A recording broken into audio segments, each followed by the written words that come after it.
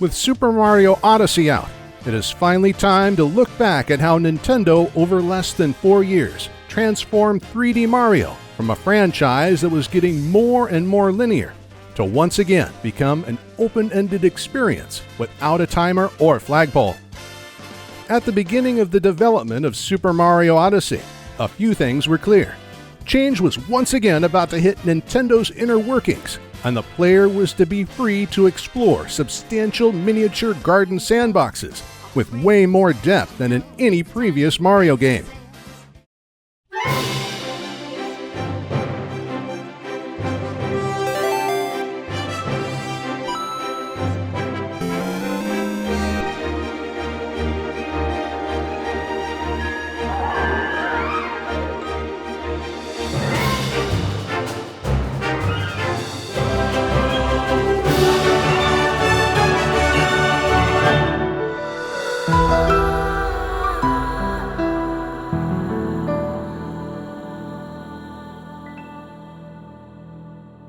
The launch of the acclaimed Super Mario 3D World in November 2013 represented an end to the linear and bound approach seen in late 3D Mario games. A path that the Mario franchise had been getting deeper and deeper stuck in since the launch of the immensely successful and influential new Super Mario Bros. Series in 2006. As a result, when producer Yoshiaki Koizumi and director Kenta Motokura, shortly after the launch of Wii U's 3D World, set off to begin development on the first mainline Super Mario title for Nintendo's first hybrid console, they saw a need for a shakeup. Quote director Motokura, "First, when we were developing the game, we had a lot of experiments and tests. And so, when we wanted to focus on making a fun game, it naturally became the sandbox, walled garden kind of game, kind of related, almost, to the Super Mario 64 or Mario Sunshine. So we definitely very much focused centrally on creating a fun game. In many ways, the overall concept of fun and freedom in the new game would be decided in the early brainstorming sessions in 2014. Based on these exchanges of opinions, the core idea of bringing Mario back to its 3D roots found in Super Mario 64 and Super Mario Sunshine was highlighted and explored further. Check out part 1 of this mini-series for the history of those two titles. A good example of this work in progress was the early decision of how travel would function in the game. Instead of only jumping through paintings or splatters of ink to reach from the hub world to different destinations, Mario's path through lands and kingdoms would this time be depicted as a worldwide odyssey. In a recent interview with The Verge, producer Koizumi explained how it all came to be. Quote, "The overall concept of the game, of traveling between kingdoms and collecting power moves and the basic setting, that was something that was decided at a very early stage of the process.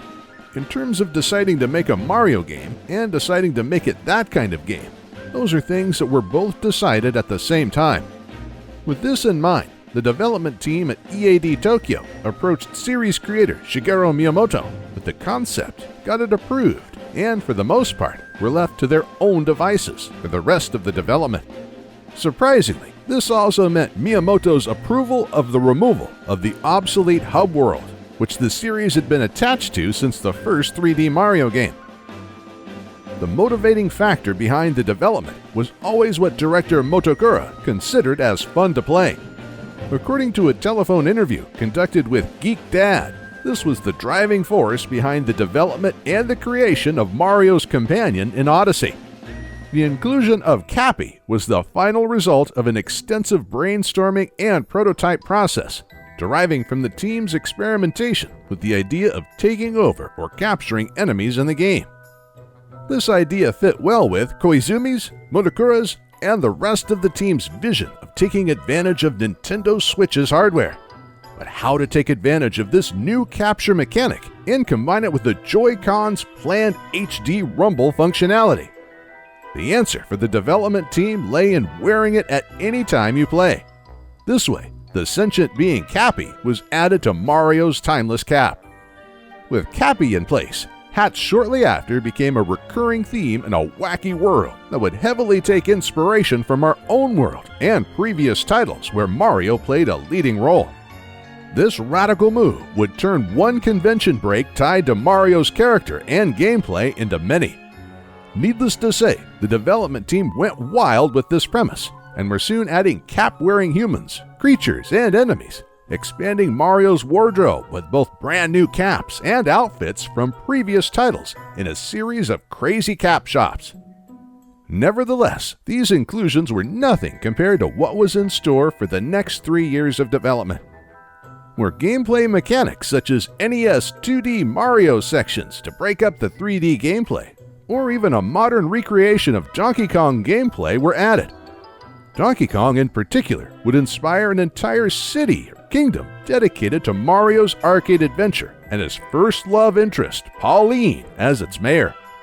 In short terms, the team spent countless hours carefully crafting a number of sandbox or miniature garden-like kingdoms with incredible depth and countless hidden secrets, challenges, and mini-stages.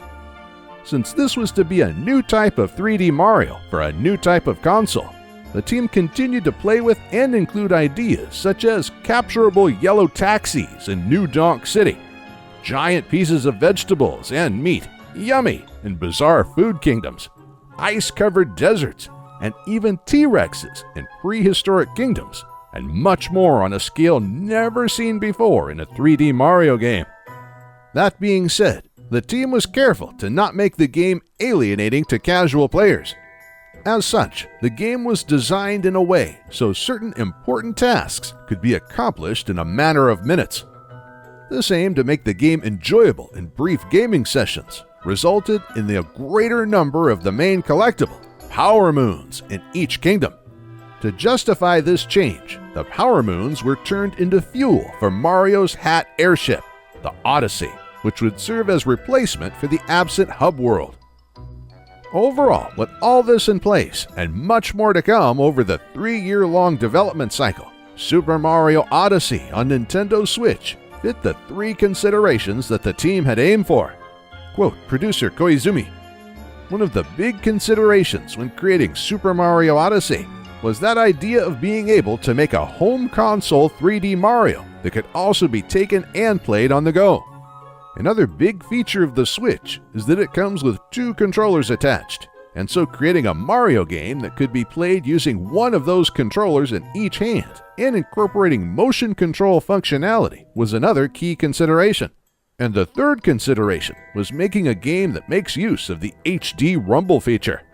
In other words, much like Super Mario 64 in the past, Super Mario Odyssey was, since the beginning of development, meant to be a showcase for an upcoming Nintendo system, a title that would fully take advantage of Nintendo Switch's many features such as portability, multiple control options, motion controls, and HD Rumble." Quote, producer Koizumi, "Because of the nature of the Nintendo Switch as a home console that you can also take with you, from the very outset we were very carefully considering making a game that would work in both of those ways. Although it is sort of different to a 3D land or a 3D world, Super Mario Odyssey really does contain a lot of elements which can be enjoyed in very short gameplay sessions, which is more of a handheld-oriented feature." It's clear that producer Koizumi, who was working alongside the game with Shinya Takahashi on molding the Nintendo Switch, used Super Mario Odyssey as a testing ground. A good example of this is the inclusion of dual analog camera controls, the photo mode, which was an idea brought up first during the Galaxy era, and finally, the inclusion of co-op involving 2 Joy-Cons. Development continued, but in the middle of the 2nd year of development, in an unfortunate turn of events, Nintendo's president Satoru Iwata passed away in July 2015. After a period of mourning, Tatsumi Kimishima was appointed as temporary president, and soon after, in September 2015, it was decided that the company's console divisions EAD Kyoto and Tokyo and the handheld division SPD would merge into one division, Nintendo EPD. This move to collect all game development under one division fit with the vision of their upcoming hybrid system. With the development divisions under one name in 2015, there was still a long way to go until the release of Super Mario Odyssey, and the team spent the next year crafting, programming and polishing this incredibly ambitious title. As a title bound from the beginning for Nintendo's next system, Super Mario Odyssey continued to be a well-guarded company secret. This stood in stark contrast to the next Legend of Zelda game for Wii U, which was revealed back in 2014, but now struggled with a series of delays, which would eventually result that Zelda and not Mario would become the launch title for the system. The Legend of Zelda franchise was in a much similar predicament as 3D Mario, with the games becoming more and more linear and bound by each passing title. Series producer Eiji Aonuma grew aware of this and set out to make Breath of the Wild a game that redefined Zelda. This included a gigantic open world, non-linear progression, and an impressive physics engine. Both EPD's Breath of the Wild and Odyssey teams and their directors, Hidemaru Fujibayashi and Kenta Motokura, sought to outdo their previous productions. Even though the two teams shared some of the similar ideas to break conventions for their respective franchises, there were still some key differences. Quote producer Koizumi, "In Breath of the Wild, there's a very wide open space. There's a lot of emphasis on seeing a faraway location and thinking about how you might get there. But in Super Mario Odyssey, the space is more compact. The goals and the kinds of actions you use are more about the things that are right in front of you and how they will interact." Even so, it was first during Breath of the Wild's E3 2016 showcase that Mario's series creator Shigeru Miyamoto briefly hinted to IGN that they were planning something in the same spirit as Breath of the Wild for 3D Mario. Quote, Miyamoto, "We're always challenging ourselves to create something new. So hopefully you'll see a new kind of Mario in about a year or two. Maybe next E3 we'll be able to share something. It's kind of difficult with Mario because some of the more important conventions of Mario are based on the approachability and accessibility of those games."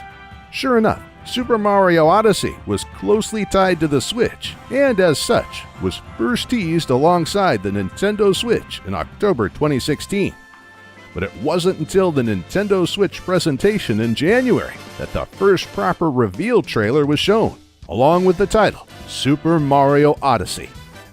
The presentation also had Koizumi play a key role as a host, demonstrating the features of the new hardware in a way the late and great Satoru Iwata would have. As previously stated, the main focus of this new installment was to return to the sandbox-style gameplay established by Super Mario 64 and Sunshine. Nintendo themselves even mentioned those games as examples for what the development team was aiming for. Having been 15 long years since the last sandbox game, Super Mario Sunshine, it was time for Mario to return back to its roots. Even though the game was nearly complete by this time, no playable demo was featured following the Nintendo Switch presentation, and one key mechanic was hidden away from the reveal trailer. Specifically, what Mario's companion Cappy would do in the game. That was saved for the E3 2017 trailer and demo, which by no doubt stole the show in Los Angeles. Koizumi, who had also taken over the role as presenter of the Nintendo Directs, detailed even more of the game's kingdoms and capture targets in September, but otherwise let that be it. The game had gone gold and received its first perfect 10 from Edge magazine and a near-perfect 39 from Famitsu. And on that note, we conclude this 4-part history of 3D Mario miniseries. But this isn't the end, as next week we will upload all 4 parts remastered with the reception of Super Mario Odyssey as one complete 45 to 50-minute long documentary. So stay tuned for that one. Nintendo history is financed by our generous Patreon donors, including our Patreon royal producers, Transcendent Sacred Courage and Kenyatta Ali. Help us make more costly, high-quality productions by checking out patreon.com/commonrealm.